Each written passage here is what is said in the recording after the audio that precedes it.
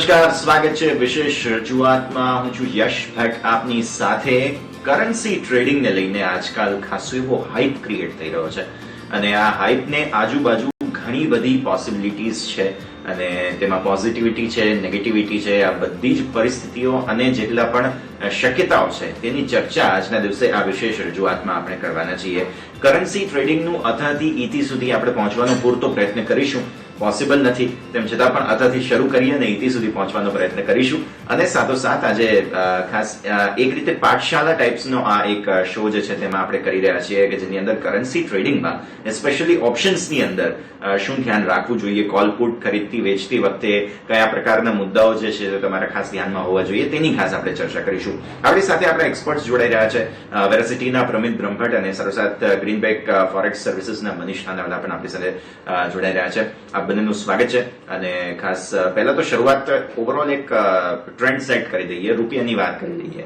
આપણે પાછલા દિવસોમાં રૂપિયાના જે ટ્રેન્ડ્સ જોયા છે પ્રમિત, તેને જોતા અત્યારે શું પરિસ્થિતિ છે અને ખાસ બેઝિક ડિટેલ્સ પહેલા તો રૂપિયાની લઈ લઈએ. ડોલરની સામે કઈ રીતે ટ્રેડ કરતો જોવા મળી રહ્યો છે? રૂપિયાની ટ્રેન્ડની વાત કરીએ અત્યારે તો આપણને એક રેન્જ બનેલી જોવા મળી છે કે 72 to 80 થી 75 50 ની વચ્ચે આપણને પાછલા ઘણા દિવસમાં રૂપિયો ટ્રેડ કરતો જોવા મળે છે. ગ્લોબલ એક અનસર્ટેનિટી ખાસ કરીને ઇન્ડિયા સેન્ટ્રિક છે અત્યારે, કે જ્યાં ઇન્ડિયામાં કોવિડના કેસીસ અને ઇકોનોમિક સિચ્યુએશન એના લીધે જે એફેક્ટ થવાની છે તેના લીધે કન્સર્ન હતું, જેના કારણે ડોલર ઘણો મજબૂત થયો હતો. તે ઉપરાંત એ જ રીઝનના કારણે આપણને ઇક્વિટી માર્કેટમાં પણ થોડી ઘણી મૂવમેન્ટ જોવા મળી હતી. તો ઓવરઓલ એક પ્રેશર આપણને રૂપિયા પર જોવા મળ્યું હતું, પરંતુ છેલ્લા 7-8-10 દિવસની વાત કરીએ તો તે પ્રેશર રિલીઝ થતું જોવા મળી રહ્યું છે અને અત્યારે એક સ્ટેબલ ટ્રેડ ડોલર અને INR વચ્ચે થઈ રહ્યો છે.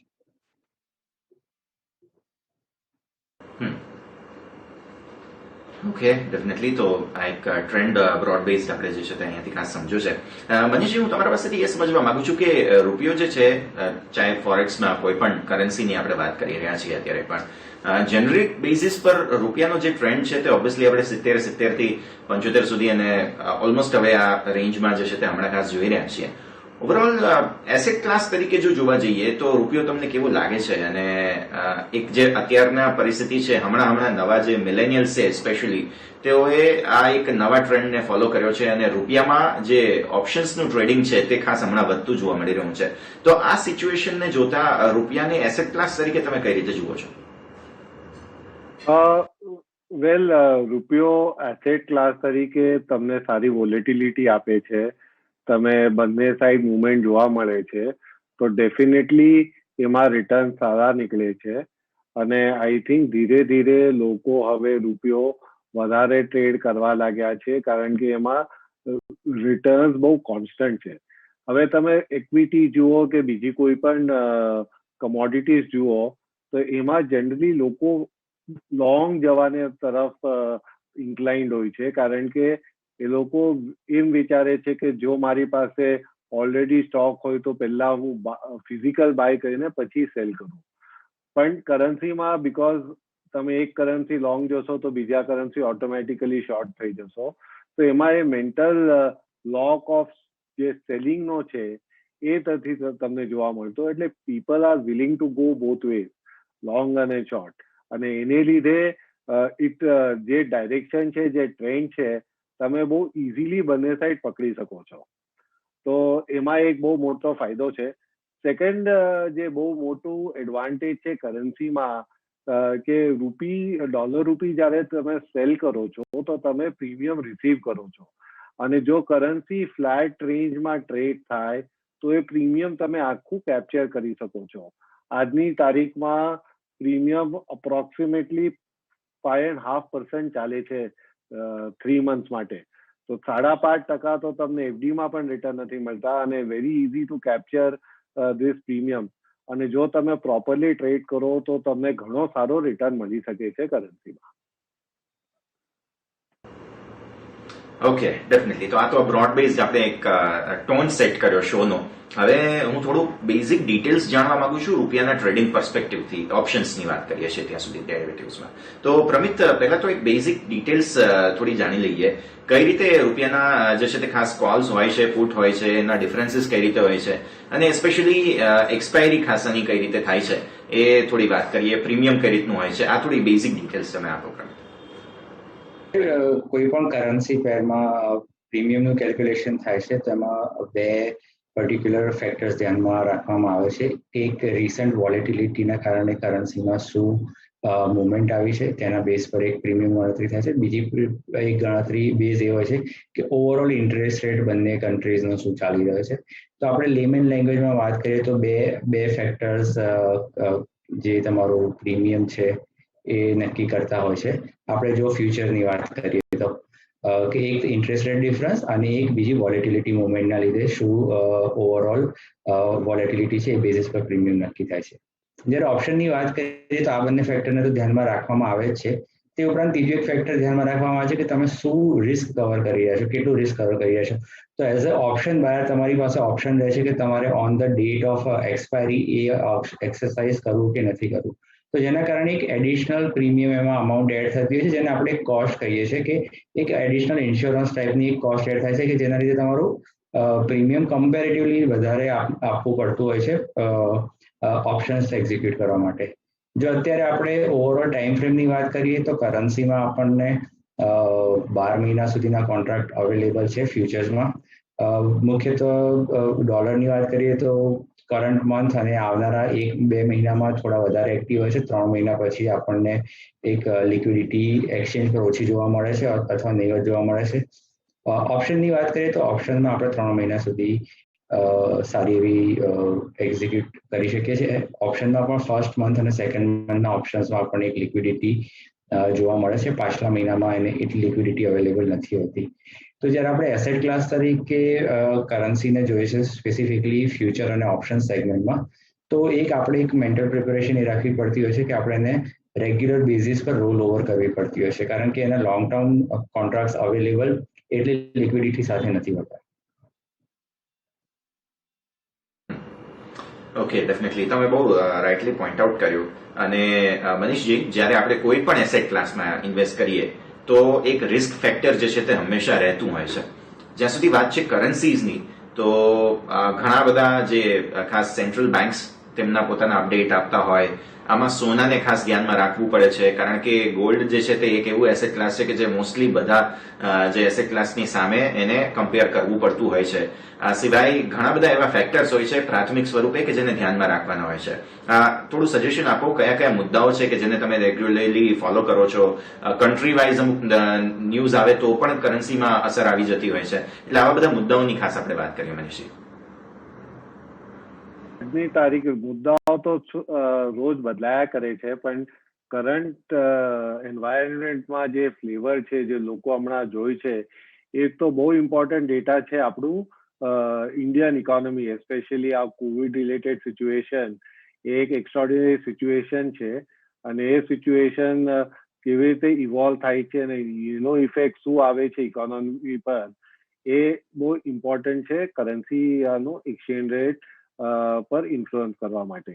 ધ અધર બહુ મેજર વસ્તુ છે એઝ ઓફ નાઉ એ છે કે યુએસ ઇન્ફ્લેશન, કારણ કે યુએસે બહુ મોટું પેકેજ હમણાં આપ્યું છે અને એને લીધે યુએસ કન્ઝ્યુમર પાસે બહુ પૈસા છે, તો એ લોકો જો બાઇંગ કરવા જશે તો યુએસમાં ઇન્ફ્લેશન વધશે, અને યુએસમાં ઇન્ફ્લેશન વધશે તો યુએસના ઇન્ટરેસ્ટ રેટ ઉપર જશે. યુએસના ઇન્ટરેસ્ટ રેટ ઉપર જાય તો એનો ઇમ્પેક્ટ થશે સ્ટ્રોંગર ડોલર, અને જેનો ઇમ્પેક્ટ આવશે આપણા ઇક્વિટી માર્કેટ્સ પર પણ. તો જે ડોમેસ્ટિક ઇક્વિટી ફ્લોઝ છે, જે એફઆઈ ફ્લોઝ છે, એનો પણ ડેટા તમને રેગ્યુલરલી મળ્યા કરે છે. અને the last and most important factor is reserve bank of India અને એની એક્શન. તો એક તો જે પબ્લિશ ડેટા તમને વીકલી બેસિસ પર મળે છે આરબીઆઈ રિઝર્વ, તો અગર તમે જુઓ કે આરબીઆઈ એક્ટિવલી ઇન્ટરવીન કરે છે, રિઝર્વ વધતા રહે છે, બાયર છે, તો તમને એક આઈડિયા આવે કે આરબીઆઈને બહુ રૂપીને અપ્રિશિએટ થવા નથી દેતો. અને આજકાલ રિઝર્વ બેંક ઘણી વખત કરન્સી ફ્યુચર માર્કેટમાં પણ ઇન્ટરવેન્શન કરે છે. તો ના કે ઇન્ટરબેંક માર્કેટમાં પણ કરન્સી ફ્યુચરમાં ઇન્ટરવેન્શન કરે છે. એને લીધે કરન્સી ફ્યુચરમાં ધ્યાન રાખવાનું બહુ ઇમ્પોર્ટન્ટ થઈ ગયું છે કે આરબીઆઈ માર્કેટમાં એક્ટિવ છે કે નથી, અને એમાં એ ટ્રેન્ડ સેટર થઈ જાય છે. તો very important thing is RBI. એની જગ્યાએ એઝ ઓફ નાઉ ઇન્ડિયન ઇકોનોમીના ફંડામેન્ટલ્સ એસ્પેશિયલી તમારા કોવિડ રિલેટેડ લોજિકલ છે, અને હમણાં યુએસ ઇન્ફ્લેશન ફ્લેવરમાં છે. પ્લસ તમને ઇન્ડેક્સીસ રોજ જોવા પડે છે કે શું ચાલે છે ઇન્ડેક્સીસમાં, અને શું ગ્લોબલ ટ્રેન્ડ્સ અને ક્લૂઝ કેમ છે. અને નધર લાસ્ટ ફેક્ટર જે છે ક્રોસીસ છે, જેમ કે ડોલર, યુરો કે પાઉન્ડ કે એની સામે કેવી રીતે બિહેવ કરે છે. જો ડોલર સ્ટ્રેન્થન થાય છે આ કરન્સી સામે, તો રૂપિયો વીક થશે, અને વાઇસ વર્સા. તો this are the important factors જે આજની તારીખમાં મહત્વ રાખે છે કરન્સી રેટ ડિટર્મિન કરવા માટે. ડેફિનેટલી બહુ મહત્વપૂર્ણ મુદ્દાઓ જે છે તે ખાસ અહીંયા આપણને કહેવામાં આવ્યા છે. નેક્સ્ટ હું બહુ ઇમ્પોર્ટન્ટ ક્વેશ્ચન જે છે તે પ્રમિત તમને પૂછવા જઈ રહ્યો છું. આજકાલ જે એડવર્ટીઝમેન્ટનો જમાનો છે તેની અંદર કોઈ પણ વસ્તુને બહુ ઇઝીલી ડેપિક્ટ કરવામાં આવતી હોય છે કે ભાઈ તમે સ્ટોક માર્કેટમાં તમને ભલે ગમે તેવો ખરાબ દિવસ હોય, પણ હું કરન્સી માર્કેટમાં તો બહુ પૈસા આજે કમાયો છું, એવી બધી એડ પણ યુટ્યુબ પર ચાલતી હોય છે. અને અમુક એપ્સ છે કે જે કરન્સી ટ્રેડિંગને બહુ ઇઝી છે એવું દેખાડવા માંગે છે, જેથી તે નવા માર્કેટને ટેપ ઇન કરી શકે, કેપ્ચર કરી શકે. તો હું એ સમજવા માંગુ છું કે શું આ જે પ્રકારે ખાસ દેખાડવામાં આવે છે, લોકોએ એમાં માની લેવું જોઈએ, બિલીવ કરી લેવું જોઈએ કે કરન્સી ટ્રેડિંગ બહુ ઇઝી છે, કે પછી આને લઈને ઘણા બધા એવા ફેક્ટર્સ છે કે જે હજુ સુધી લોકોએ સમજ્યા નથી, જે સમજવાની જરૂર છે. જે નવા કરન્સી ટ્રેડર્સ આવી રહ્યા છે ઓપ્શન્સ માટે, તેમને તમારે ખાસ શું મેસેજ આપવો જોઈએ? જે કરન્સી માર્કેટ છે તે ઇક્વિટી માર્કેટ અને કોમોડિટી માર્કેટની કમ્પેરિઝનમાં ટોટલી ડિફરન્ટ રીતે ઓપરેટ કરે છે. એટલે જો આપણે ઇક્વિટી માર્કેટ કે કોમોડિટી માર્કેટના એક બેકગ્રાઉન્ડથી અથવા એ કોન્સેપ્ટથી માર્કેટમાં આવતા હોય તો ઘણા બધા મિસકોન્સેપ્શન લઈને આવી રહ્યા છે. કરન્સી માર્કેટ એ ઓવરઓલ એક મેક્રો ઇકોનોમી ફેક્ટરથી રન થતું માર્કેટ છે.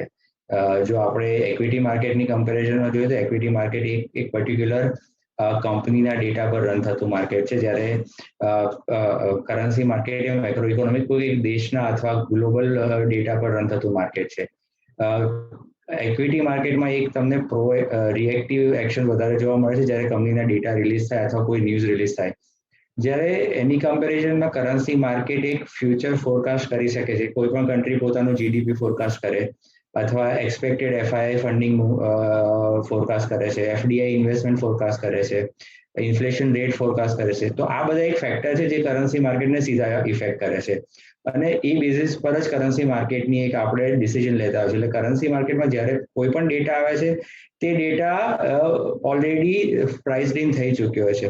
તો કરન્સી માર્કેટ જેટલું કહેવામાં આવે છે એટલું સહેલું માર્કેટ નથી. ચોક્કસ એમાં ઇન્ફોર્મેશન અવેલેબિલિટી ઘણી ટ્રાન્સપરન્ટ છે compare to equity market.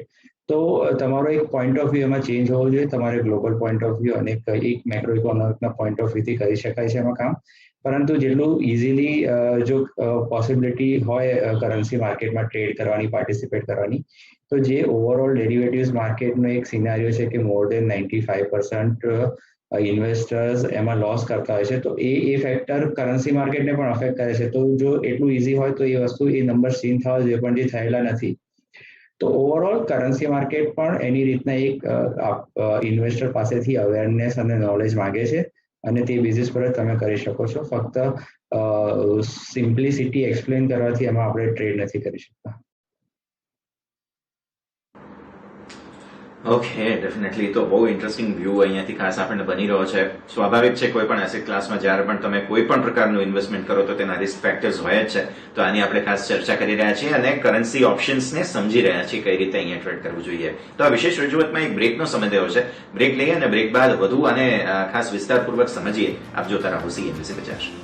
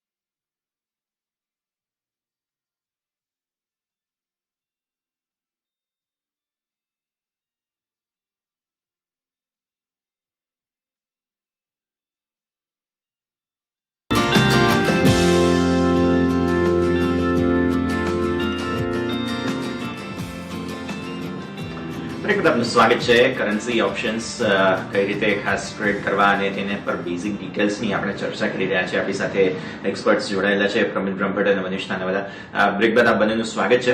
Manishji, હું તમારા પાસે પણ એ જ સવાલ લઈને આવીશ કે જે રિસેન્ટ હમણાં ટ્રેન્ડ જોઈ રહ્યા છીએ, ખાસ બહુ ઇઝીલી દેખાડવામાં આવે છે કે ભાઈ કરન્સીમાં ટ્રેડ કરવું બહુ ઇઝી છે. સ્પેશિયલી તમે કઈ રીતે એને ખાસ લોકોને થોડો એક સંદેશ આપવા માંગશો કે જે નવા કોઈ ખાસ ઓપ્શન્સની અંદર ટ્રેડ કરવા આવી રહ્યા છે, કરન્સીના જે ખાસ ઇન્વેસ્ટર્સ છે તે, અને જે રીતે દેખાડવામાં આવે છે કે બહુ નાની અમાઉન્ટ હોય તો પણ તમે રોકાણ કરી શકો, પણ નાની અમાઉન્ટ પણ આપણા સૌ કોઈ માટે બહુ જરૂરી બની જાય છે એવા સમયમાં અત્યારે કે જ્યારે કેશ ઇન હેન્ડ બહુ જરૂરી છે.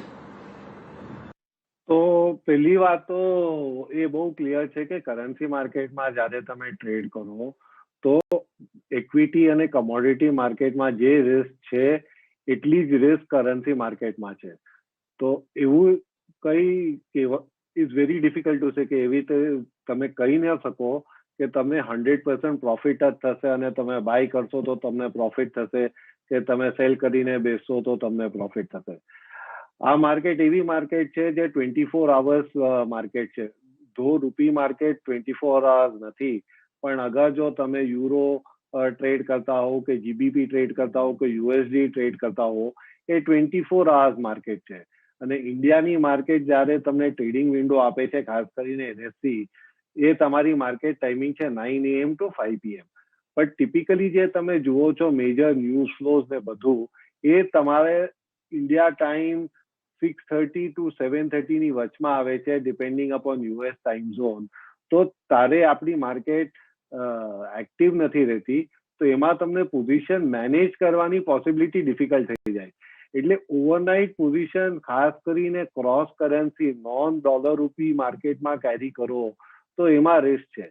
પ્લસ બીજો એક ઇમ્પેક્ટ છે કે જે રાતનો ડેટા આવે છે એ સ્પેસિફિકલી ડોલર રૂપીનું ઓપનિંગને ઘણી રીતે ઇમ્પેક્ટ કરી દે છે. તો ગેપ અપ અને ગેપ ડાઉન બહુ કોમન છે આમાં. તો એટલું ઇન્વેસ્ટરને આ બહુ સમજીને કરવું પડે છે કે સડનલી તમને એક 30-40 પૈસા ગેપ અપ ગેપ ડાઉન મળી શકે છે માર્કેટમાં, અને તમને જેવી રીતે પ્રોફિટ પણ થઈ શકે છે, ગેપ અપ ગેપ ડાઉનમાં તમને એક નુકસાન અને લોસ પણ થઈ શકે છે. તો એ બહુ ઇમ્પોર્ટન્ટ છે કે તમે એ સમજો.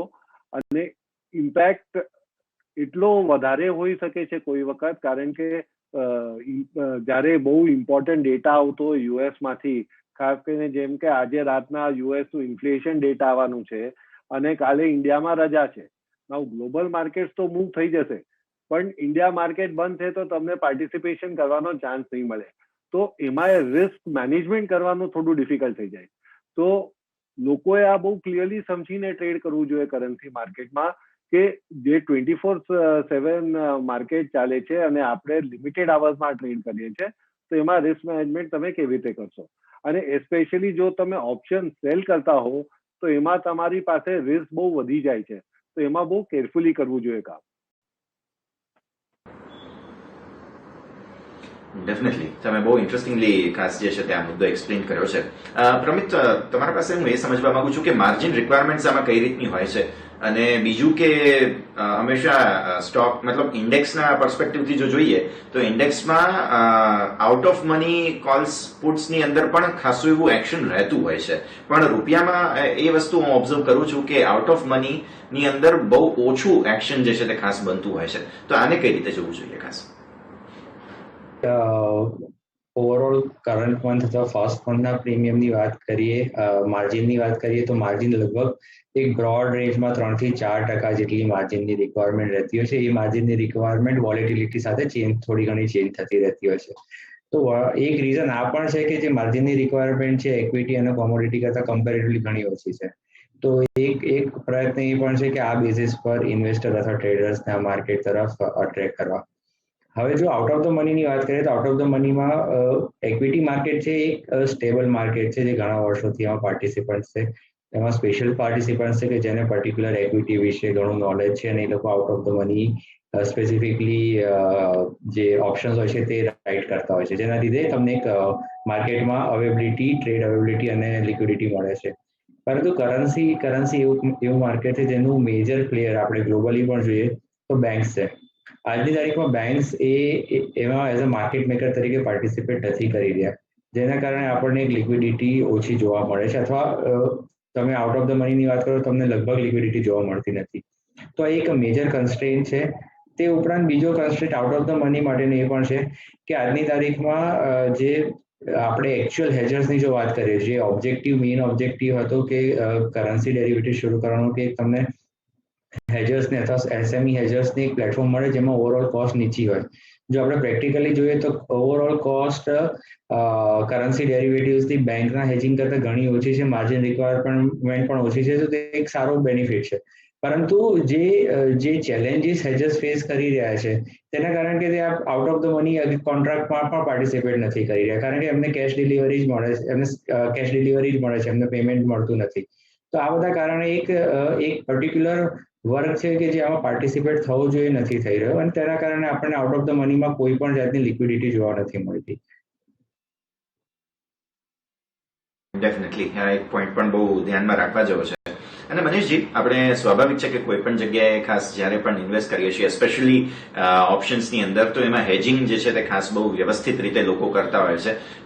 ખાસ હેજિંગ કરવું એ સેફ પણ છે, અને એનાથી આપણી જે મૂડી છે તે ખાસ બચતી પણ હોય છે, અને નફો પણ એની ખાસ આપણે લિમિટેડ માત્રામાં પણ કંટ્રોલ કરી શકીએ છીએ. તો અહીંયા જે હેજિંગ કરવું હોય તો કઈ રીતે ધ્યાન રાખવું જોઈએ? કેમ કે મોસ્ટલી હું જોઈ રહ્યો છું જેટલા વોલ્યુમ્સ કોલ સાઇડ પર છે તેટલા જ વોલ્યુમ્સ જે છે તે પુટ સાઇડ પણ સિમિલરલી જોવા મળે છે. તો લોકો શું સેમ કોલ પુટ બંને ખરીદીને એ રીતે હેજિંગ કરે છે, કે સેમ સ્ટ્રાઇક પ્રાઇસના કોલ પુટ ખરીદીને હેજિંગ કરે છે, કે કઈ રીતે આમાં ટ્રેન્ડ જોવા જોઈએ આપણે? થાય છે એ તમે કરી શકો છો ફ્યુચર્સ થ્રુ, અને હેજિંગ પ્રોસેસની કહેવાય છે ડેલ્ટા હેજિંગ. તો જેવી રીતે તમારો ઓપ્શન આજે તમે લો, જો તમે એટ ધ મની ઓપ્શન લો તો એનો ડેલ્ટા હોય છે 50. એટલે જો ₹1 તમારો એમાં 10 પૈસા ભાવ કરન્સીનો વધ્યો કે ઘટ્યો, તો ઓપ્શનનો પ્રાઇસ 0.5 ઓફ ધ મુવમેન્ટ થશે, એટલે તમારું 5 પૈસા જ પ્લસ માઇનસ થશે. તો જે હેજ કરવાનું છે એ ડેલ્ટા છે, પણ ધ પ્રોબ્લેમ એ છે કે ડેલ્ટા પણ મૂવિંગ નંબર છે, એટલે એવરી સ્ટ્રાઇક પર ડેલ્ટા ચેન્જ થયા કરશે. એટલે જેવી રીતે અંડરલાઇન ચેન્જ થશે તો એનું ડેલ્ટા ચેન્જ થયું, કરન્સીનો ડેલ્ટા ચેન્જ થઈ જશે. તો એ ડેલ્ટા પોર્ટફોલિયો એડજસ્ટ કરવાની રિક્વાયરમેન્ટ છે, અને ઘણા લોકો ડિપસ્ટિક્સ કરે છે, કોઈ આવરલી કરે છે, કોઈ ટ્વાઇસ અ ડે કરે છે, કોઈ વન્સ અ ડે કરે છે. પણ અગર તમે ઓપ્શન રાઇટ કરતા હો અને લાર્જ વેલ્યુમાં રાઇટ કરતા હો અને રિસ્ક લિમિટ કરવી હોય, તો the only option is to do correct way to do it is delta hedging. અને delta hedging is a mechanism which તમને ફોલો કરવાની બહુ જરૂરત છે, અને આ ડેલ્ટા હેજિંગ તમારું થશે ફ્યુચર્સ માર્કેટમાં. તો એ કેલ્ક્યુલેશન કરીને જો તમે રાઇટ કરતા હો બિગ વેલ્યુઝ, તો તમે સેફલી રમી શકો છો. બટ એટલું ઇઝી નથી. આ ડેલ્ટા હેજિંગ એક કોમ્પ્લેક્સ વસ્તુ છે, કારણ કે ઓપ્શનમાં ઘણા બધા ગ્રીક્સ મેનેજ કરવા પડે છે, ડેલ્ટા, ગામા, થીટા, રો, અને એ બધું પોર્ટફોલિયો તરીકે મેનેજ કરવાનું પણ ચેલેન્જિંગ થઈ જાય છે કોઈ વખત. બટ ડેલ્ટા મોસ્ટ ઇમ્પોર્ટન્ટ છે, અને ડેલ્ટા હેજિંગ અને એ કરીને જો ઓપ્શનમાં ટ્રેડ કરો તો રિઝનેબલ રિટર્ન મળી શકે છે. પણ ઘણા લોકો ટ્રેડિંગ પર્સપેક્ટિવ જે કરે છે એ લોકો જનરલી ડેલ્ટા હેજિંગ નથી કરતા, એ લોકો ઓપન પોઝિશન લઈને કરે છે, ડાયરેક્શનલ પોઝિશન લઈને કરે છે. એને લીધે પ્લસ માઇનસ રિસ્ક વધારે છે. ડેફિનેટલી. તો આજે ખાસ પોઝિશન કઈ રીતે લેવી તે પણ આપણે અહીંયા ખાસ સમજ્યું છે, અને ઓવરઓલ કરન્સી ઓપ્શન્સમાં એસ્પેશિયલી રૂપિયાની અંદર જ્યારે આપણે વાત કરીએ છીએ તો રોકાણ કઈ રીતે કરવું એનો પૂરતો સમજવાનો પ્રયત્ન કર્યો છે. આપણે એન્ડ સુધી નથી પહોંચી શક્યા, તેમ છતાં પણ આપણે પૂરતો પ્રયત્ન જે છે તે અહીંયા ખાસ કર્યો છે. પ્રમિતજી અને ખાસ મનીષજી, આપ બંને અમારી સાથે જોડાયા, અને આ સમગ્ર જે ડિસ્ક્રિપ્શન તમે ખાસ અહીંયાથી આપ્યું છે, મને આશા છે કે જેટલા પણ ઇન્વેસ્ટર્સ આપણને જોઈ રહ્યા છે, સાંભળી રહ્યા છે, તે સૌ કોઈને આ સમજવામાં વધારે ઇઝી થતું જોવા મળશે. આપ બંને અમારી સાથે જોડાયા અને આ સમગ્ર માહિતી આપી તે માટે આપ બંનેનો ખૂબ ખૂબ આભાર. તો આ સાથે જ વિશેષ રજૂઆતમાં પણ હાલ બસ આટલું જ. આગળ વધુ અપડેટ્સ માટે આપ જોતા રહો CNBC.